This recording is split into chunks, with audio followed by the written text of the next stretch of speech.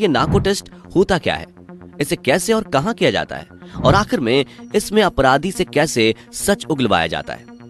इन सभी सवालों के जवाब के साथ आज के इस वीडियो में हम आपको बताएंगे नार्को एनालिसिस टेस्ट के बारे में पूरी जानकारी, तो पूरा वीडियो जरूर देखिए। नार्को टेस्ट क्या होता है? नार्को टेस्ट एक ऐसा टेस्ट होता है जो सच छुपाने वाले शातिर अपराधियों के मुंह से सच उगलवाने के लिए किया जाता है। वैसे तो ज्यादातर अपराधी पुलिस के दबाव में अपने किए गुनाह को कबूल कर लेते हैं, क्योंकि वो कहा जाता है ना कि पुलिस की मार से तो गूंगा भी बोलने लगता है। लेकिन कुछ अपराधी इतने शातिर होते हैं कि पुलिस की लाख कोशिशों के बावजूद अपना मुंह नहीं खोलते। ऐसे में कोर्ट की परमिशन लेकर पुलिस और सीबीआई जैसी इन्वेस्टिगेशन एजेंसी नार्को टेस्ट करती है।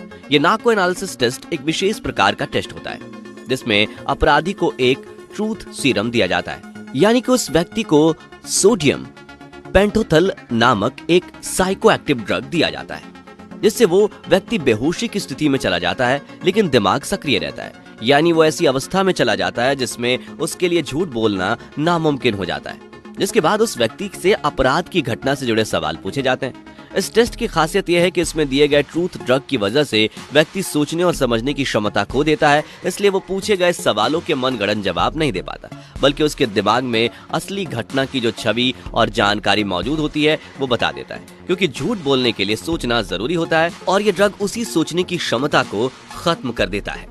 कौन और कहां किया जाता है ये नार्को टेस्ट? दोस्तों, ऐसा नहीं है कि कोर्ट की मंजूरी मिलते ही इन्वेस्टिगेटिंग ऑफिसर सीधा व्यक्ति की नार्को टेस्ट कर ले, बल्कि इसके लिए स्पेशलिस्ट की एक पूरी टीम होती है, जिसमें फिजिकल एग्जामिन और दवा देने के लिए डॉक्टर होते हैं, सवाल जवाब करने के लिए फॉरेंसिक एक्सपर्ट होते हैं, पूरी प्रोसेस पर ध्यान रखने के लिए इंक्वायरी ऑफिसर होते हैं और व्यक्ति का ध्यान रखने के लिए साइकोलॉजी ऑफिसर भी मौजूद होते हैं, ताकि अगर टेस्ट के दौरान उसका दिमाग का संतुलन बिगड़ जाए तो उसे ठीक कर सके।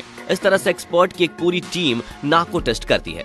बता दें कि नार्को टेस्ट हमेशा सरकारी अस्पताल में ही किया जाता है, साथ ही इस पूरी प्रोसेस की वीडियो रिकॉर्डिंग भी की जाती है। नार्को टेस्ट से पहले क्या क्या सावधानियां बरतनी पड़ती है?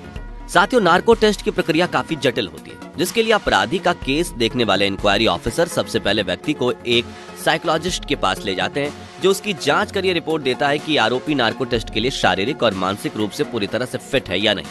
अगर वो ग्रीन सिग्नल देता है तो ही प्रोसेस को आगे बढ़ाया जाता है, जिसके बाद डॉक्टर्स की एक टीम आरोपी से मिलती है और उसे इस बारे में पूरी जानकारी देती है कि यह टेस्ट किस तरह से किया जाता है। साथ ही उसे ये भी बताया जाता है कि टेस्ट में उसे कौन से साइको एक्टिव ड्रग्स दिए जाएंगे। जी हाँ, आरोपी को जानकारी दिए बिना यह टेस्ट करना कानूनी नहीं होता, और यह टेस्ट परफॉर्म करने के लिए सस्पेक्ट से कंसेंट लेना भी अनिवार्य है, इसलिए यह प्रोसेस भी उतना ही जरूरी है।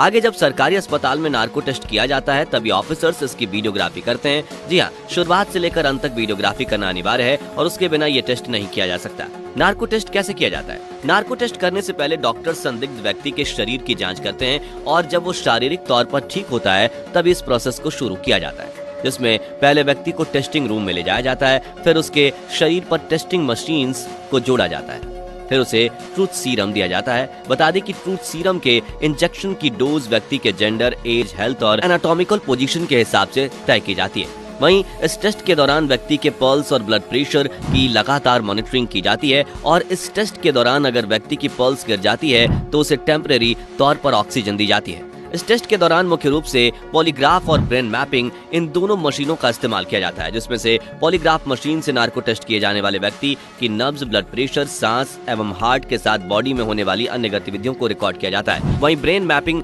मशीन से व्यक्ति के दिमाग में चलने वाली हलचल को रिकॉर्ड किया जाता है, जिससे एक्सपर्ट्स अपने कंप्यूटर में एनालिसिस करके व्यक्ति सच बोल रहा है या झूठ उसका पता लगाते हैं। खैर, अब ट्रूथ सीरम लगाने के बाद एक्सपर्ट उसके बेहोश होने का इंतजार करते हैं, और वो जैसे ही बेहोशी की हालत में आने लगता है तो सबसे पहले उससे कुछ आम सवाल पूछे जाते हैं, जैसे कि आपका नाम, आप कहाँ रहते हैं। दरअसल इन सभी सवालों का जवाब सुनकर एक्सपर्ट ये पता लगाते हैं कि अपराधी अभी सेमी कॉन्शियस स्टेज में आया है या नहीं, जिसके बाद धीरे धीरे सस्पेक्ट से क्राइम से रिलेटेड सवाल पूछे जाते हैं। अब क्योंकि ट्रूथ सीरम देने के बाद व्यक्ति दिमागी तौर पर एक स्लो स्टेज में पहुंच जाता है और उसकी लॉजिकल एबिलिटी काफी कम हो जाती है, तो ऐसे में वो सवालों के सही जवाब देने लगता है। दोस्तों, अक्सर आपने देखा होगा कि खुद को बचाने के लिए क्रिमिनल झूठी कहानियां बना देते हैं, और उसी कहानी को जारी रखने के लिए वो सोच समझ कर आगे और झूठ बोलता है, जिसमें उसे काफी दिमाग लगाना पड़ता है। लेकिन यही जब दिमाग सेमी कॉन्शियस स्टेज में चला जाता है तो उससे सच निकलवाना काफी आसान हो जाता है।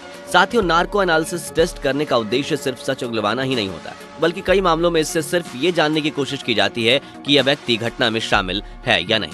ऐसे में व्यक्ति का वेट कंप्यूटर स्क्रीन के सामने रखा जाता है और ट्रूथ सीरम दिया जाता है, जिसके बाद उसे पहले जंगल, पहाड़, फूल, फल और सब्जियों जैसे सामान्य दृश्य दिखाए जाते हैं और फिर धीरे धीरे करके अपराध से जुड़ी तस्वीरों को दिखाया जाता है। इस दौरान व्यक्ति के शरीर की गतिविधियों की जांच की जाती है। ऐसे में अगर मन और शरीर अलग अलग प्रतिक्रियाएं करते हैं तो ये पता लग सकता है कि व्यक्ति उस अपराध की जगह मौजूद था या नहीं। नार्को टेस्ट और लाई डिटेक्टर टेस्ट में क्या फर्क है? दोस्तों, कोई व्यक्ति जब झूठ बोलता है तो उसके शरीर में कई बदलाव आते हैं, जैसे कि झूठ बोलते समय इंसान को पसीने आने लगते हैं, कई बार हाथ और पैर कपकपाने लगते हैं, सांसें तेज हो जाती हैं, दिल की धड़कन तेज हो जाती है, ब्लड प्रेशर भी कई बार हाई हो जाता है और होंठ भी कांपने लगते हैं।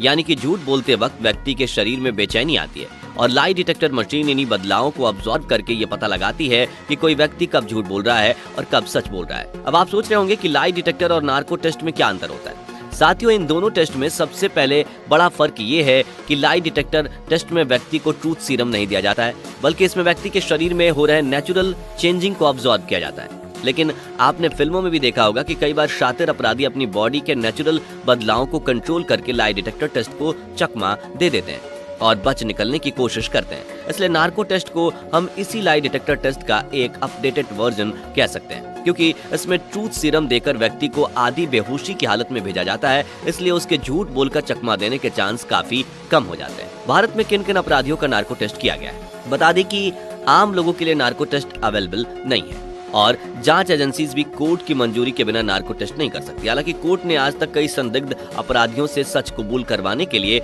नार्को टेस्ट की इजाजत दी है, जैसे कि साल 2002 में गुजरात दंगों के मामले में कई सस्पेक्ट्स का नार्को टेस्ट किया गया था, जिसके बाद फर्जी स्टैम्प पेपर स्कैम में अब्दुल करीम तेलगी का नार्को टेस्ट हुआ था। फिर 2007 में निथारी हत्याकांड और 26/11 के मुंबई आतंकी हमले के मामले में आतंकवादी अजमल कसाब का नार्को टेस्ट कराया गया था। नार्को टेस्ट के साइड इफेक्ट्स। इस जांच के एक्सपर्ट डॉक्टर विकास खन्ना का कहना है कि नार्को टेस्ट के बाद व्यक्ति में अधीनता का अभाव हो जाता है, जिससे चिड़चिड़ापन, चिंता जैसे मनोवैज्ञानिक समस्याएं देखने को मिलती हैं। वहीं कुछ मामलों में नार्को टेस्ट के बाद लंबे समय तक एंजाइटी और कमजोर याददाश्त भी रिपोर्ट हुई है। हालांकि इसका कोई चिकित्सकीय प्रमाण नहीं है। तो दोस्तों, उम्मीद करते हैं कि इस वीडियो से आपको नार्को टेस्ट के बारे में पूरी जानकारी मिल चुकी होगी। तो क्या आप पुलिस को हर अपराधी की नार्को टेस्ट करनी चाहिए? कमेंट करके जरूर बताइए। और जानकारी पसंद आई हो तो वीडियो को लाइक और शेयर करके दूसरे लोगों तक भी इस इंपॉर्टेंट वीडियो को जरूर पहुंचाइए। और नॉलेज से भरपूर ऐसे इंटरेस्टिंग वीडियो देखते रहने के लिए हमारे चैनल को लाइक, सब्सक्राइब और फेसबुक पेज को फॉलो जरूर करें।